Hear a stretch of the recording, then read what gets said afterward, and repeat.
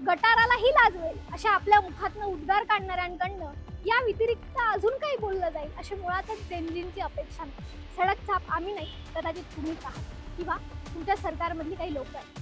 विद्यार्थ्यांवर AK-47 बंदूक रोखून झाली, लाठीचार्ज करून विद्यार्थ्यांना रक्तबंबाळ करून झालं. इतकंही कमी म्हणून की काय, मुलींचे कपडे फाडण्यात आले, नक्षलवादी आतंकवादी असा उद्धार करून झाला. यांना तर फॉरेन फंडिंग आहे असंही म्हणून झालं. सरते शेवटी कंगना रनावतांनी काल जेनजी म्हणजे सडक छाप असा उद्धारही करून झाला. तसं बघितलं गेलं तर कंगना रनावतांनी केलेला उद्धार पाकिस्तानच्या केलेल्या तुलनेमध्ये तसा सौम्यच आहे म्हणा. पण मुळात 2014ला खरं स्वातंत्र्य मिळालं अशी विचारधारा असणाऱ्यांना 2014ला आलेल्या सरकारचा अहंकार पहिल्यांदा जेनजींनी मोडीत काढला. त्यामुळे 2014ला खरं स्वातंत्र्य मिळालं अशी विचारधारा असणाऱ्यांकडनं असा अवमान करणं तसं स्वाभाविकच आहे. तुमच्याकडनं या व्यतिरिक्त देशाची जेनजींची काही अपेक्षा नाहीच.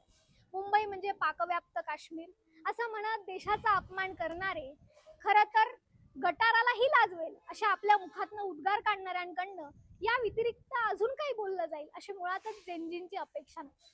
पण कंगना रनावत ताई, तुम्ही काल म्हटल्या की जेनजीतल्या पिढीतल्या ज्या मुली आहेत त्या भविष्यकाळीन चांगल्या गृहिणी नसतील.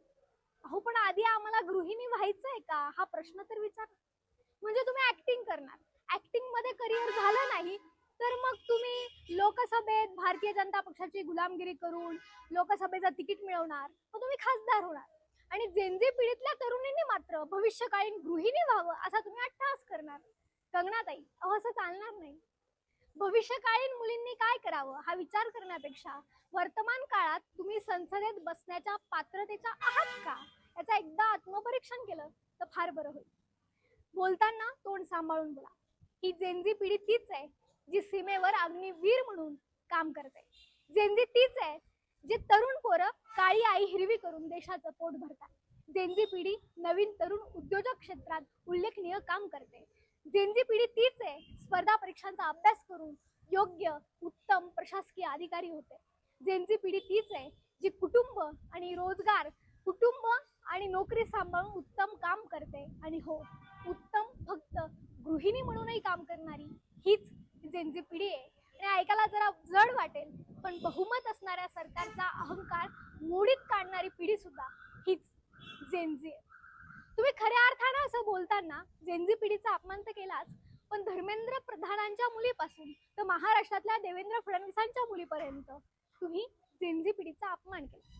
माफ करा, पण जेनजी भारतीय जनता पक्षाच्या देशातला सगळ्यात तरुण आमदार मैथिली ठाकूर पासून तर गृहिणी न होता भारतीय जनता पक्षाचा झेंडा हातात घेऊन तुमच्या पक्षाला मतदान करण्यासाठी फिरणाऱ्या तमाम जेनजी पिढीचा तुम्ही अपमान केला.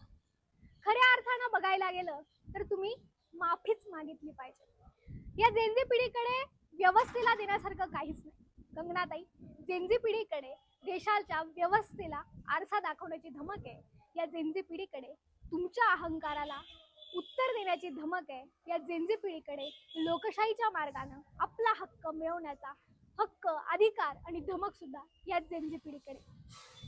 धर्मेंद्र प्रधानांनी राजीनामा दिला तर रस्त्यावर हजारो लाखो मुलांनी जल्लोष साजरा केला.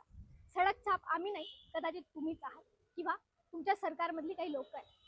सडक छाप आमचे विचार आहेत, आम्ही सडक छाप आहोत, तर आम्ही निवडून दिलेलं सरकार सुद्धा कदाचित सडक छापच असेल. जय हिंद, जय महाराष्ट्र. तुम्ही पाहत आहात विस्टा न्यूज मराठी.